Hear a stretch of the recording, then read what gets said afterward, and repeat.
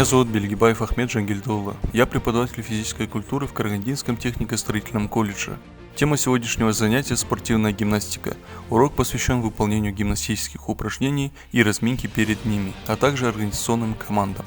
Большое внимание уделено правилам техники безопасности во время занятия гимнастикой, который включает в себя такие подразделы, как обучить акробатическим упражнениям, гимнастические прыжки с деревянного козла, подъем на канат.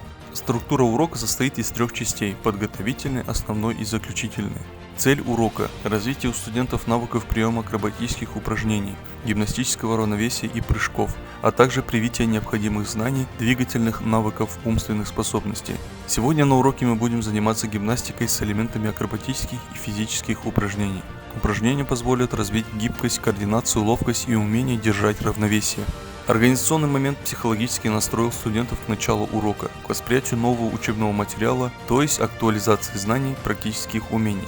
При выполнении отдельных гимнастических упражнений есть риск получения травмы, поэтому нужно строго соблюдать технику безопасности. Выполнение студентами физических упражнений дает оздоровительный эффект и совершенствование физических кондиций. Перед гимнастикой нужно обязательно проводить разминку, иначе можно травмироваться. Параллельно с этим повторим организующие команды. Применение различных общеразвивающих и специальных беговых упражнений. С этой целью в подготовительной части занятия использовались следующие методические приемы.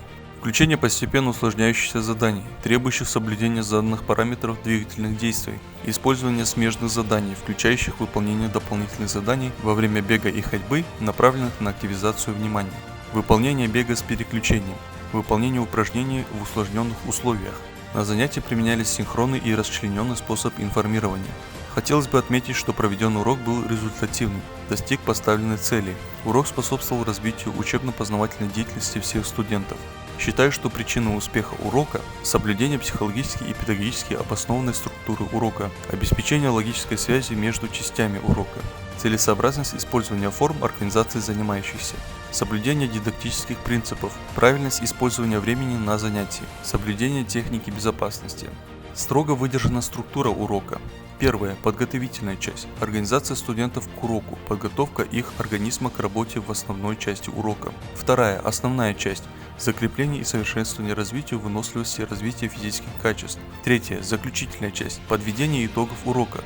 На протяжении всего урока мной использовались методы стимулирования и мотивации учебной деятельности. На различных этапах урока используются методы словесный, наглядный, практический, проблемно-поисковый.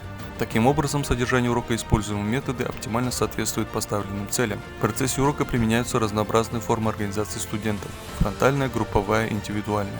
Простой студента на уроке не допускается, один вид деятельности сменяется другим.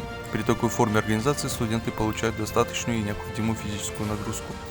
На каждом этапе урока используется текущий контроль деятельности студентов, корректировка техники выполнения упражнений, контроль над качеством выполнения двигательных действий, что ведет к созданию ситуации успеха, переходящей в вовлеченность студентов, их активность, внимательность и самостоятельность. Использование форм, методов и видов контроля на уроке позволило достичь хороших результатов и эффективно провести урок. В целом урок проходил на хорошем организационном уровне. В ходе проведения всего занятия я занимал такое место, чтобы держать в поле зрения всех студентов группы.